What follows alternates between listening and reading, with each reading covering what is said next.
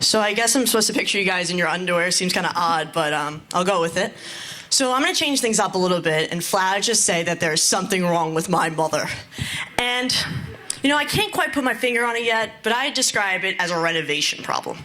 The culprit of this problem, you may ask? HGTV. So here's the thing. I'll tell you a little story. A few weeks back, my mom decided she wants to renovate the bathroom, right, for literally no reason. And she says she wants to decorate it with all gray tiles. So between the gray tiles and the bench in the shower, it looks like a goddamn prison. So here's the thing. A lot of other disciplines, like STEM, are used to, try to develop countries. And they're seen as more appreciated forms of disciplines. And, literature and fine art, they're seen as a better way to express yourself, a more formal way, and the best way to track history and what's going on in the world. But I think comedy is very much so underappreciated. And I think the reason why it shouldn't be is that it helps you with 3 life skills. It helps you cope with some of life's greatest vicissitudes. It helps you understand the world around you. And it helps you make new connections. You want to befriend your next door neighbor, make him laugh. You want to impress someone you like, make him laugh. You want to get a better grade in the class, I know sure know I do this, you make them laugh. So, on the second point, understanding the world around you, there's a specific form of comedy that stand-up comedics usually use the most, actually, called observational comedy. And I'm going to give you a brief lesson on that. So observational comedy essentially takes everyday life practices and things you do, like activities, and talks about why those activities may be odd, strange, or weird. And it's supposed to make you laugh. So why is brushing your hair weird? Why is brushing your teeth weird? Is it? A lot of the time, these jokes aren't funny. They're actually notorious for not being funny. George Carlin and Jerry Seinfeld are some of the most famous stand-up comics because they go a little deeper. They go beyond just the brushing your hair and brushing your teeth. They look at more religious things, and they talk about why is religion a little strange? What's weird about it? A lot of comedians also have a lot of problems. They have depression, substance abuse. Some of them are alcoholics or have drug problems. And these comedians use comedy to kind of pick themselves up. They say, hey, it's a bad day today, but I'm going to use comedy to get myself up and just joke around a little bit. And I think comedians use this the most, actually. On a lower example, you look at Amy Schumer, for example. And she uses comedy to kind of help herself deal with her weight issues. And she kind of is on this road of self-acceptance and self-love through her comedy. And she also uses it to help navigate her dating life. And, kind of cope with this understanding of what monogamy is. So, I never done really comedy before. And there was this 1-week class at my school that each day you would come in and you would write a stand-up act. And at the end of the week, whoever did the best would actually get to perform with and work with Jim Gaffigan, who's a very popular comic of our time. And each day I signed up for the course. I was just like, why not? And each day I found myself actually going into my school's black box theater and kind of just trying it out and making sure, on the mic that I was doing well. I didn't want to be too loud and I didn't want to be too soft. So at the end of the week, my hard work paid off and I won. This kind of excitement just began to flow through me. I needed to do this. Being a comedian fit who I was, and there was no way in hell that I was going to give this up. So then a couple years passed by, and I'm kind of I didn't really actually get to do comedy for a long time. I guess I didn't have the resources and I didn't know the right people to get involved in it. So then I see myself at my senior summer, right before my 12th grade, and I get this opportunity, this email in the mail from the University of Southern California in Los Angeles. And I'm like, and they say, hey, we have this program called comedic performance, and it's conservatory style performance, and you can go do it if you sign up.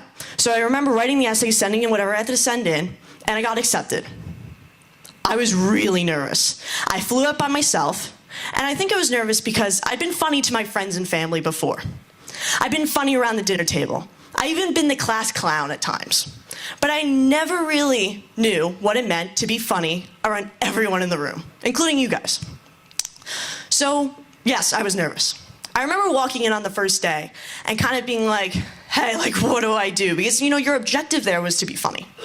My teacher wanted us to, all the students in the class, there's 15 of us and I, wanted us to get to know each other a little better. So she decided to go around the room, make us stand in a circle, and we had to give our name and the first letter of an adjective that goes with our name that also describes us. I started off with Laughing Lauren. I thought it was off to a pretty good start. So then the class basically covered, to give you a quick, intro of it, it covered improv comedy, stage acting, stand-up comedy, of course, sketch writing, which I will go into a lot more later, and physical comedy. So yes, I was wearing a clown nose on my nose half of the day. So on the improv comedy part, I'll go through that real quick. We ended up actually going to a lot of different places in LA and seeing a lot of different improv troupes. And we actually got to learn that there was many different kinds of improv. There was, little games that you could play, like those taxi games you guys might know. Or there was also these bigger, 30-minute long shows of improv. And I got to learn all the improv rules too. You got to learn about yes and. So you can't just say, you're supposed to in improv go, yes, accept the scene, and also add on to the scene. So you have to say yes, and Jimmy went to the supermarket, and yes, Jimmy went to the bowling alley.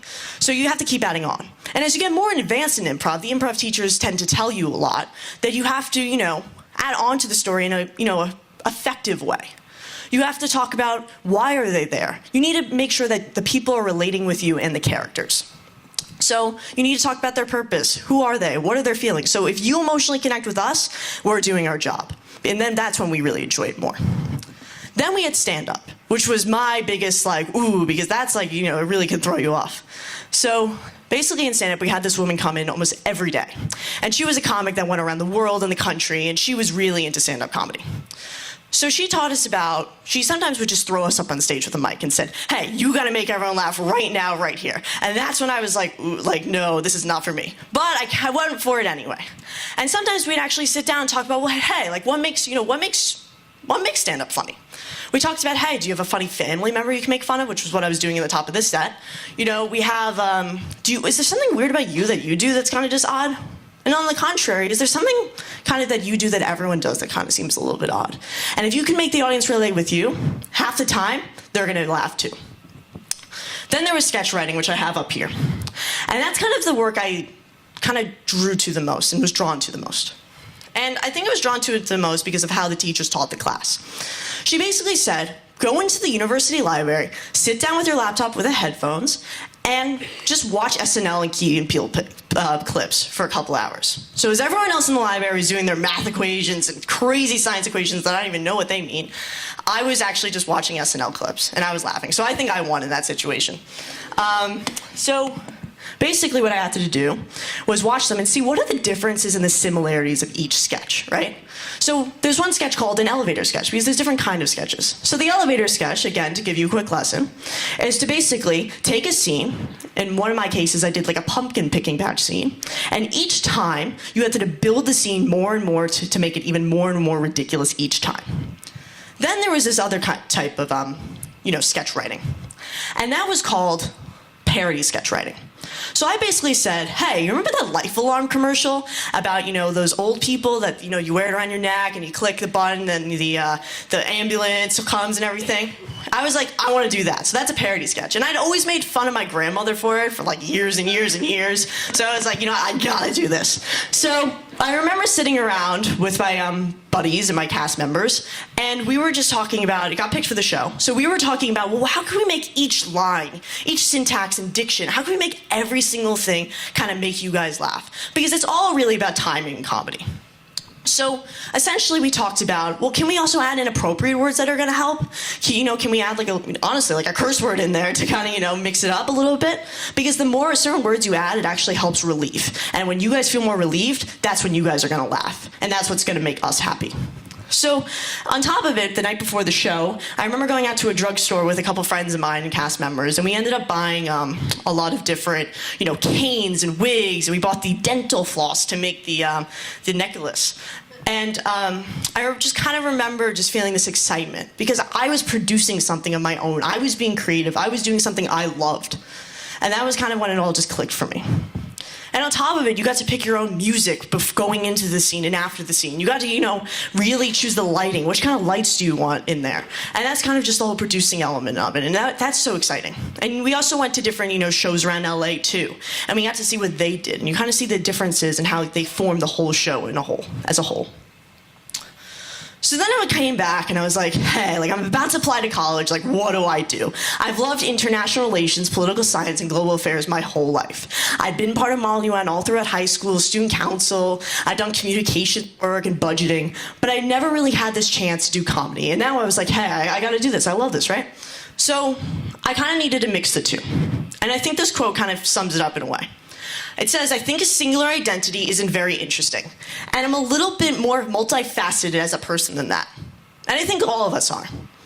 And I think we all have different identities, different passions, different interests that we really need to get involved in. Because you know what? It's cool to be the business person who also wants to be an actress. And it's cool to be, you know, the biochemist who also loves to play the guitar. And I think if we're all multifaceted like that, then our education should also be multidisciplinary. And and the things we pursue and the endeavors we pursue should be multidisciplinary. Because that's what people are attracted to the most, actually. It's when you have multiple passions and interests and you're going to combine that and connect that, because that's really what makes you stand out among the crowd. And she, you know, she's also a photographer who looks at political stuff. So I'm at this dilemma, right? I love the international relations and I love this comedy side. And I'm kind of like, what do I do? Turns out this is the best time to have that dilemma, because we're on the forefront of these late night talk shows that you all are watching, especially young people and millennials. And what's so great about these late night talk shows are that we're on the forefront, these talk shows are on the forefront of political opposition. And you know, comedy can be a form of journalism. And as a platform, what's so great about this platform is that it's a platform that you can say things that you cannot say on the news. And a lot of people say there's a downside to this. That a lot of this can have miscommunication, confusing media messages. And as the media is becoming more important in our ways that we politically polarize ourselves and the ways that we vote, you know, it's really important that we actually, you know, get involved, you know, that these shows become more important. It's just something to think about. So, my message to all of you guys is to go out there and do different things. You guys love different things. I talk to many different people around my school every day. And I see everyone talking about these different interests that they have. People are involved in multi-various clubs. And you want to be involved in those things. Go out there, create, take a risk, do something new, try something new. Because that's when you guys really begin to learn, really begin to thrive, and really begin to feel accomplished and fulfilled within yourself. You don't need an agent, you don't need a manager. It is easier today in our modern era to get out there and get involved. You can post a video on YouTube for free. You can, you know, if you're a writer, you can make blog posts if you want. So my pitch to all of you is to seriously go out there and try something. Thank you.